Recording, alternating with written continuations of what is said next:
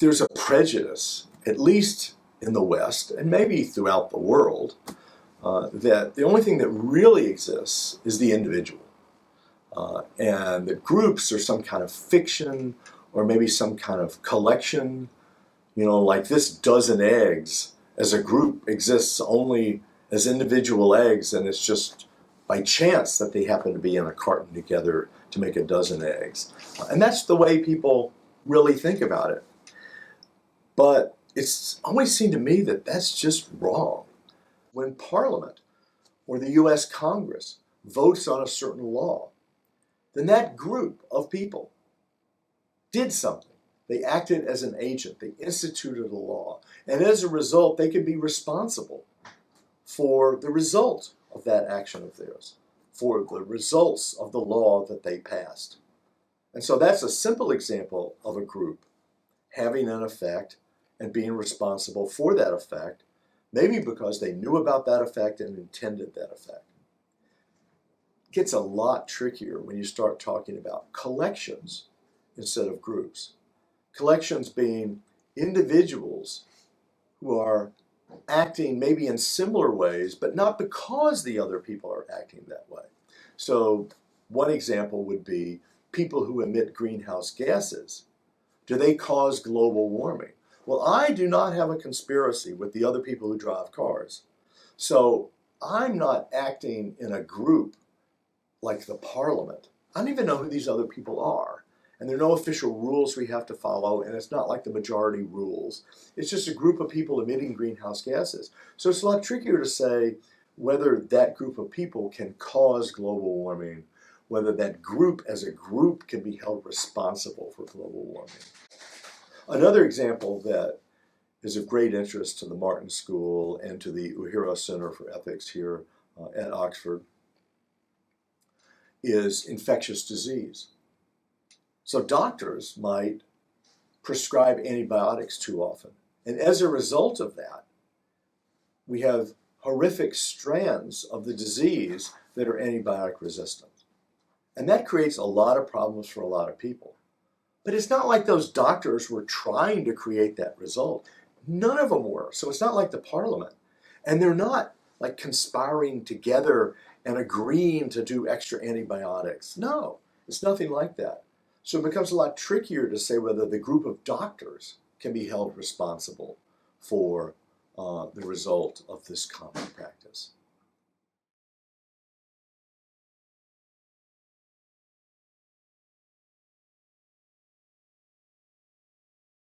Yes, consider a parliament, for example, where a majority of the people might pass the law.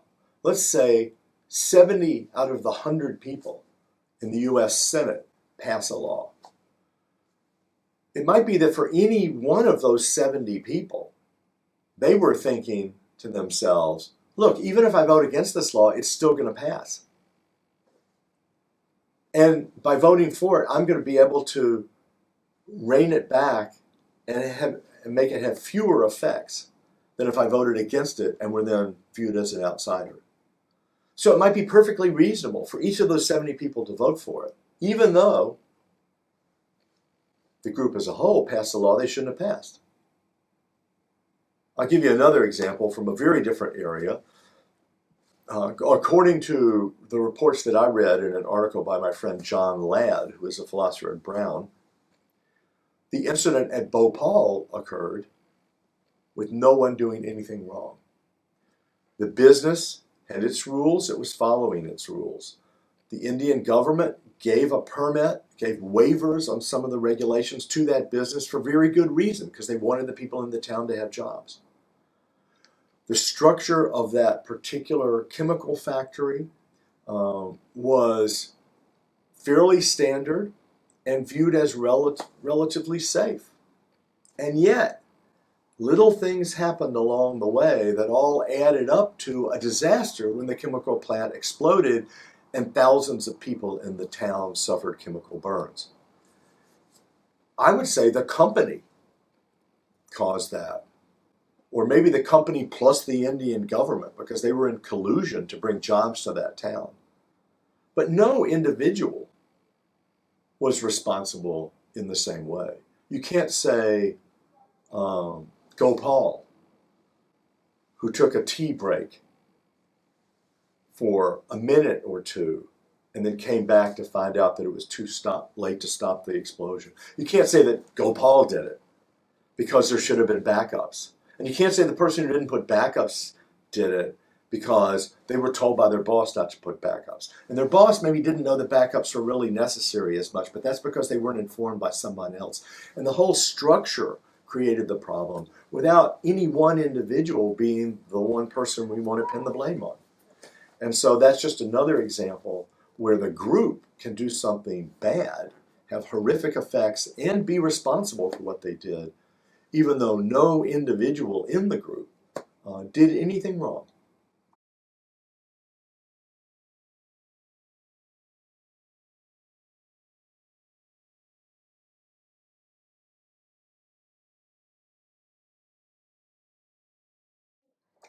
So let's look at the Bhopal case, just to stick with that case.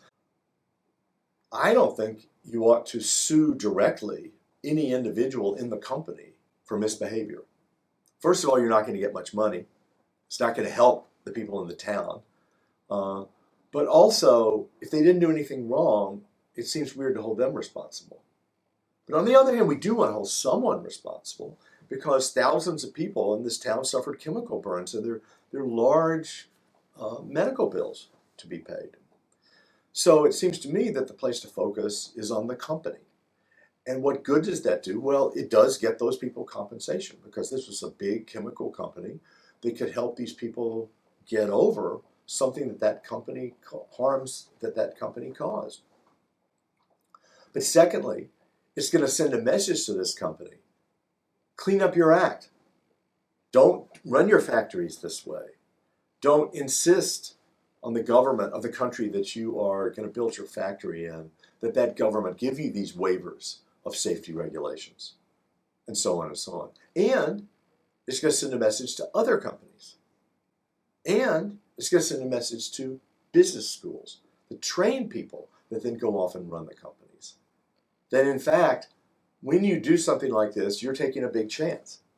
And so the message will get through the community and have effects on deterring future misbehavior, on morally educating people. And it also just expresses our values. When something horrible like that happens, you want to express your outrage, but it wouldn't be right to express your outrage at any individual. And so to instill the right values and express our allegiance to those values, we care about the people in the village who were burned. We need to hold the group responsible, even if we cannot hold any individual responsible.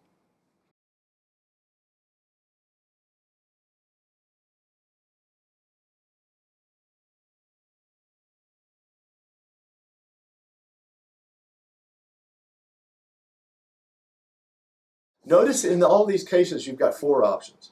You can say that the individual is responsible and the group is not, or the group is responsible and the individual is not. That's the Bhopal case.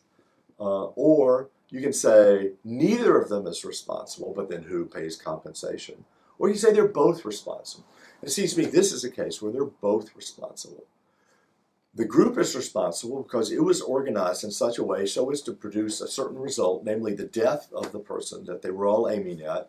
That was all part of the plan. That was never in question, and it worked. But each individual member of that firing squad was aiming at the person's heart. They intended to shoot that person in the heart, knowing that doing so would cause that death. So it seems to me they're responsible too.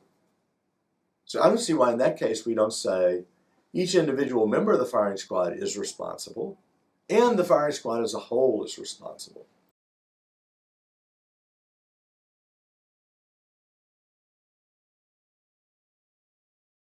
No, not always. I think them having that intention is a strong indicator of them being responsible. But it's not necessary. Many times it's negligence. Take the Bhopal case. The company did not intend for their factory to explode, and yet they can still be responsible. So in cases of negligence or recklessness or carelessness, you can have responsibility without intention. But when there is intention and it causes the outcome that was intended, then that's a really strong argument that the person who had that intention was responsible.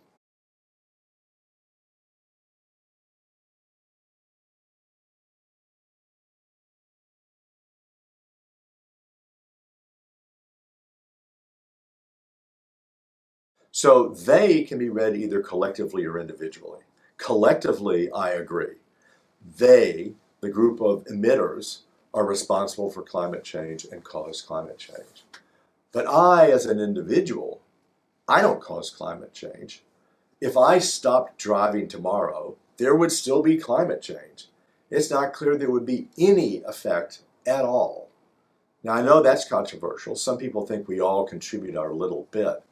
I could give you the long answer to that if you want, but metaphysically, I think that's just wrong. I think it's an emergent phenomenon, and the individual doesn't cause climate change. It took the collection of people to cause climate change.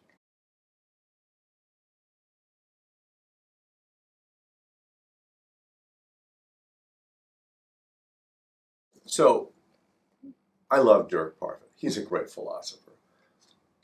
And these puzzles are fascinating and stimulating.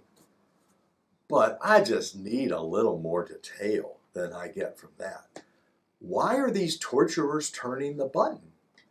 Like, I don't go around turning buttons for no reason. What is their intention in turning the button?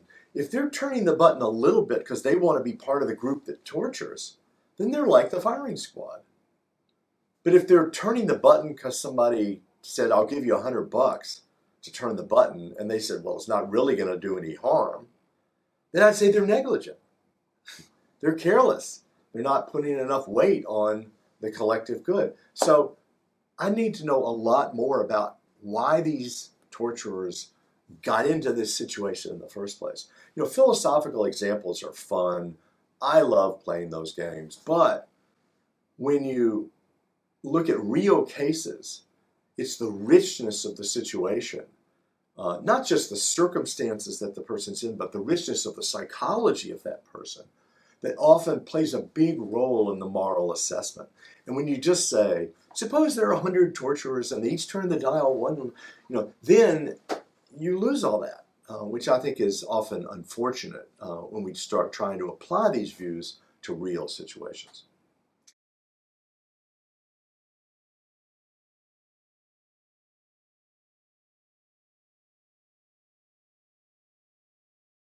I think too often people try to solve problems by criticizing other people and saying bad things about other people. I think in this situation, we ought to use more praise. The people who do less, who emit fewer greenhouse gases, do less harm to the environment, should be praised. And then other people will want to partake in that praise instead of criticizing everybody. Because if you start criticizing me for driving to work, I'm going to criticize you for jogging or boiling water. So all of those things create greenhouse gases. And so I'm going to get defensive about my driving to work. And that's going to create tensions. And that's not going to be good for anybody. What we really should be doing is praising people who are solving this problem, and try to use carrots instead of sticks in bringing about progress in the world. But maybe I'm just optimistic that people will react to that. I don't think that companies and governments will react to that. But I do think individuals, that's a better way to deal with it.